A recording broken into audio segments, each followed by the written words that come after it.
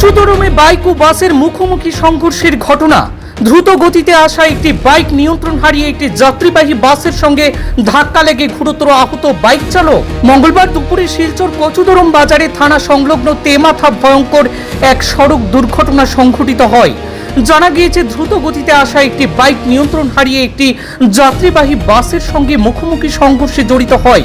সংঘর্ষের তীব্রতা এতটাই ভয়ঙ্কর ছিল যে বাইক চালক বাসের সামনের গ্লাস ভেঙে ছিটকে পড়েন এবং বাইকটি বাসের সামনের দিকে ঢুকে যায়।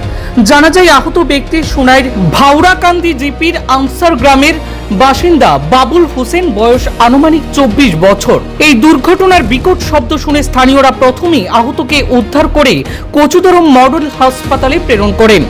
ওনার জখম গুরুতর হওয়ায় পরে তাকে শিলচর মেডিকেল কলেজ ও হাসপাতালে স্থানান্তর করেন কর্তব্যরত চিকিৎসকরা। পরবর্তীতে পুলিশ ঘটনাস্থলে পৌঁছে পরিস্থিতি নিয়ন্ত্রণে আনে এবং ঘটনার তদন্ত শুরু করে দিয়েছে বটে।